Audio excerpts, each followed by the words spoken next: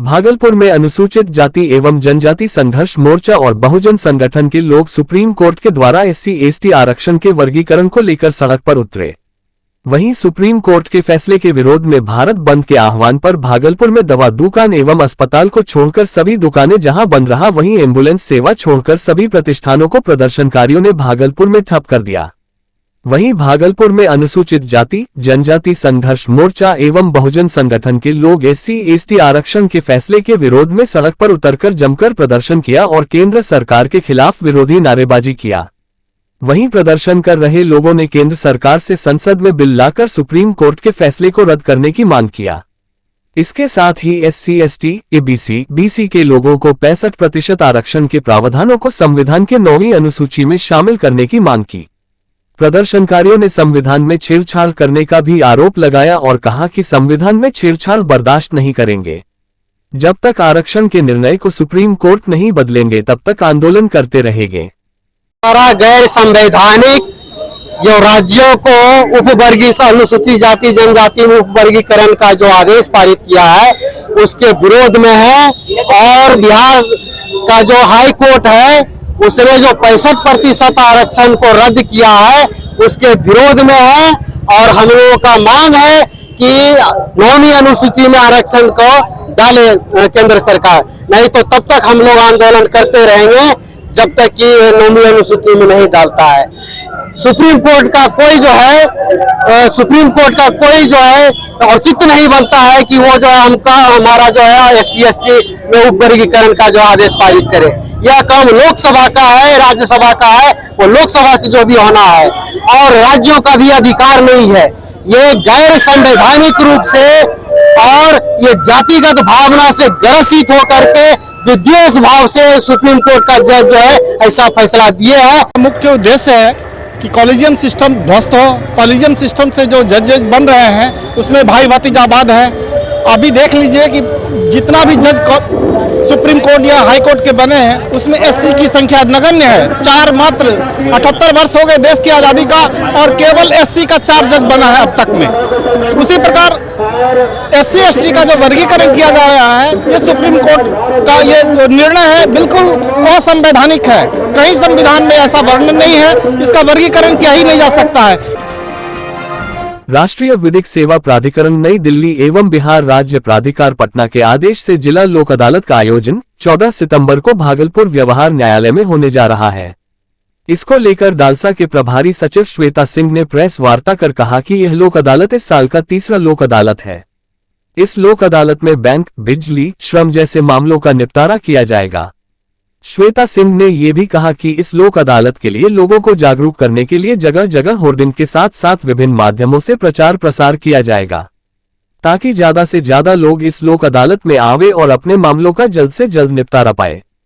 राष्ट्रीय विधिक सेवा प्राधिकार नई दिल्ली एवं बिहार राज्य विधिक सेवा प्राधिकार पटना के निर्देशानुसार इस साल 3रा लोक अदालत जो है वो 14/9/2024 को आयोजित किया जाता है, जिसमें आपको बैंक से संबंधित मामले, क्रिमिनल केस जो कंपाउंडेबल सेक्शन है उनके मामले, श्रम से संबंधित मामले और अन्य इत्यादि जो है मामले का निपटारा किया जाए। मीडिया के माध्यम से हम ये आपसे अनुरोध करते हैं कि आप ज़्यादा से ज़्यादा लोगों को जागरूक करें ताकि कोर्ट उस दिन आयोजित होने वाले राष्ट्रीय लोक अदालत में वो आए और अपना केसों का निपटारा करें। जो नहीं आना चाहते हैं वो कोर्ट अगर जो नहीं आना चाहते हैं तो फिर उनका निष्पादन तो फिर कोर्ट के माध्यम से ही होगा, पर फिर भी हम उनसे अनुरोध करते हैं कि अगर उनका बात समनीय है और उनका बात अगर लोक अदालत में जो निपटारा हो सकता है तो कोर्ट आए और अपने केस का जो है वो निपटारा कर सकते हैं। इसकी जागरूकता के लिए क्या? हाँ, इनकी जागरूकता के लिए जो है हम जगह जगह पे बैनर्स लगा रहे हैं और आपको बैंक्स में भी हमने एडवर्टीजमेंट करने की व्यवस्था की है और बस में जो प्राइवेट जो बसेस चलती है वहाँ पे चौराहे पे भी है कि हर तरीके से उनको जागरूक करने की व्यवस्था की जाए। बुधवार को लोक जनशक्ति पार्टी रामविलास के जिला कार्यालय में एक प्रेस कॉन्फ्रेंस का आयोजन किया गया। ये प्रेस कॉन्फ्रेंस प्रदेश नेतृत्व के निर्देशानुसार जिलाध्यक्ष सुबोध कुमार रमन ने मीडिया को संबोधित करते हुए कहा कि पूर्व से ही हमारे पार्टी के संस्थापक पद्म भूषण से सम्मानित रामविलास पासवान ने बाबा साहब डॉक्टर भीमराव अंबेडकर के द्वारा निर्मित संविधान का पक्षधर रहा है। पार्टी के राष्ट्रीय अध्यक्ष सह केंद्रीय मंत्री चिराग पासवान के अथक प्रयास से यूपीएससी भर्ती के सीधी प्रक्रिया में रोक लगाने में सफल रही है। केंद्रीय सरकार द्वारा यूपीएससी में लेटरल एंट्री के द्वारा भर्ती की प्रक्रिया का हमारी पार्टी कभी पक्षधर नहीं रही है। मेरी मांग थी कि कोई भी सरकारी नियुक्तियां आरक्षण के प्रावधानों को ध्यान में रखकर होनी चाहिए।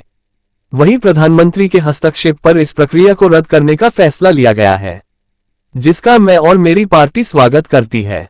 साथ साथ उन्होंने कहा कि प्रधानमंत्री नरेंद्र मोदी के नेतृत्व वाली एनडीए सरकार समाज में कमजोर वर्ग के उत्थान के लिए संकल्पित है। ऐसे में यह फैसला दलितों और पिछड़ों के पक्ष में है। यह फैसला प्रधानमंत्री के सामाजिक न्याय की प्रतिबद्धता को दर्शाता है। इसके लिए प्रधानमंत्री नरेंद्र मोदी का आभार प्रकट करते हैं। इस प्रेस कॉन्फ्रेंस के दौरान प्रदेश उपाध्यक्ष अमर सिंह कुशवाहा, प्रदेश सचिव पीयूष पासवान, सौरभ तिवारी, प्रधान महासचिव मुकेश सिंह, आशीष कुमार, मीडिया प्रभारी सौरभ सिंह, अमित पासवान के अलावे अन्य कार्यकर्ता उपस्थित थे। नमस्कार। पूर्व से ही हमारे पार्टी के संस्थापक आदरणीय पद्मभूषण स्वर्गीय रामविलास पासवान जी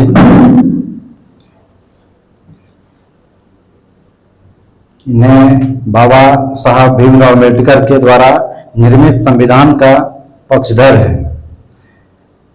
मेरी पार्टी के राष्ट्रीय अध्यक्ष सह केंद्रीय मंत्री चिराग पासवान जी के अथक प्रयास से यूपीएससी भर्ती के सीधी प्रक्रिया में रोक लगाने में सफल हुई है। केंद्र सरकार द्वारा यूपीएससी में लेटरल एंट्री के द्वारा भर्ती की प्रक्रिया का मैं और मेरी पार्टी लोक जनशक्ति पार्टी कभी पक्षधर नहीं रही है।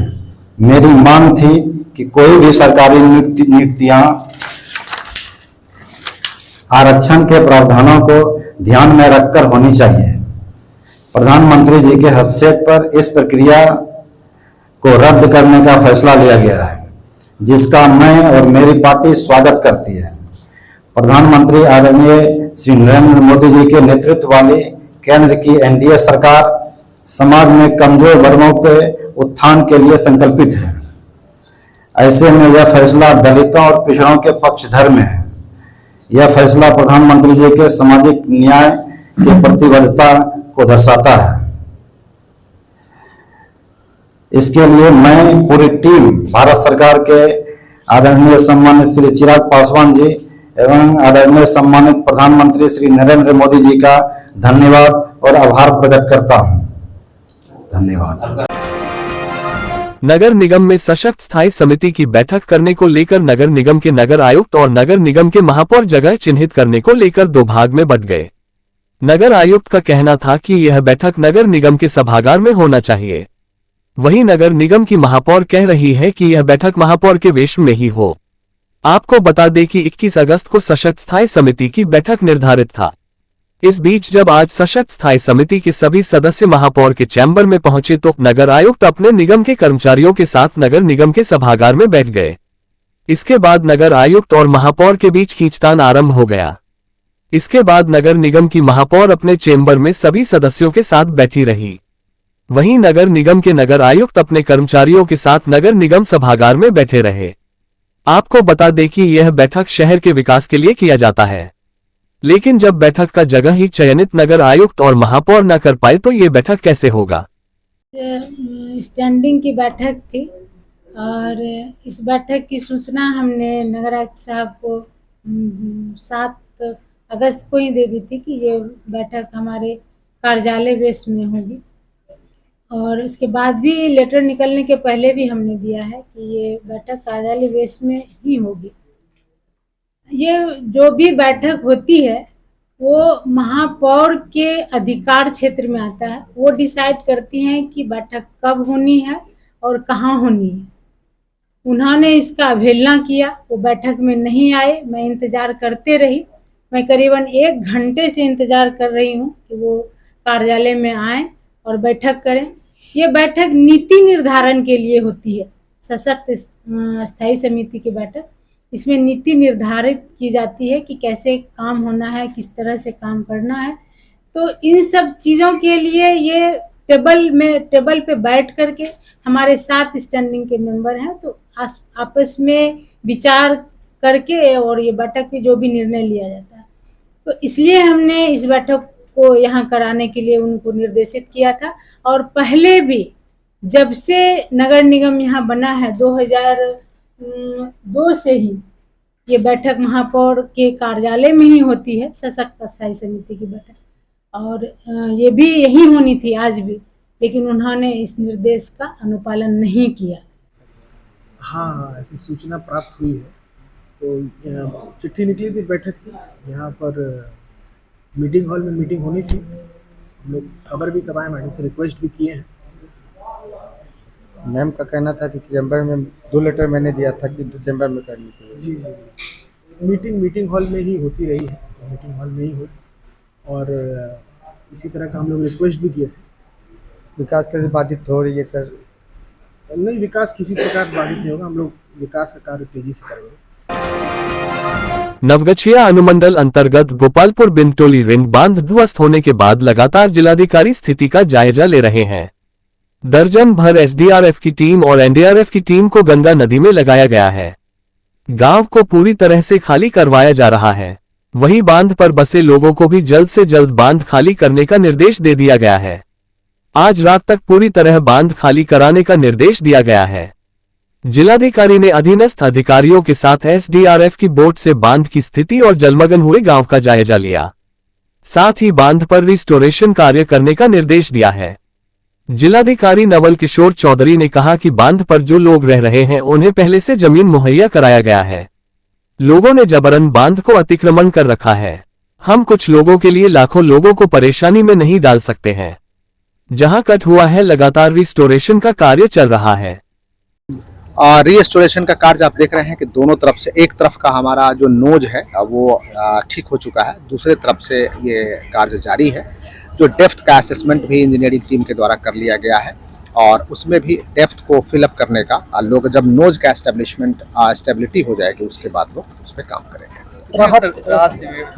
राहत शिविर हम लोगों ने 2 राहत शिविर का संचालन अभी तक हम लोग कर रहे हैं, जो लोग शिफ्ट हुए हैं, लेकिन इसके अतिरिक्त भी यदि हमें ज़रूरत पड़ेगी तो हम उस राहत शिविर करेंगे। एक जगह कम्युनिटी किचन का डिमांड हुआ है, हमने एसडीओ को निर्देश दिया है कि तुरंत कम्युनिटी किचन स्टार्ट करना है और अभी हम लोगों को भोजन कराएंगे। सर, पशुओं के लिए कुछ चारे की व्यवस्था होगी?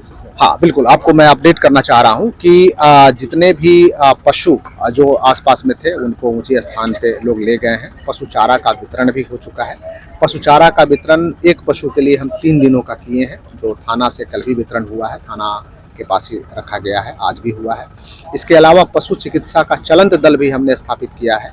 साथ ही मानव चिकित्सा के लिए जो हमारे कैंप है वहाँ भी दल है और उसका भी चलंत दल हम लोगों ने विकसित किया हुआ है। नावों की संख्या भी लोगों को राहत के लिए बड़ी नाव 9 है और 12 जो है हमारे ये बोट्स है। इसके अतिरिक्त भी हमने अपने अधिकारियों को कहा है कि लोगों को सामान खाली करने की ज़रूरत है, उसमें भी लोगों को भी मूव करना पड़ेगा, तो उसमें भी सहयोग करें ताकि नाव से लोग मूव करें।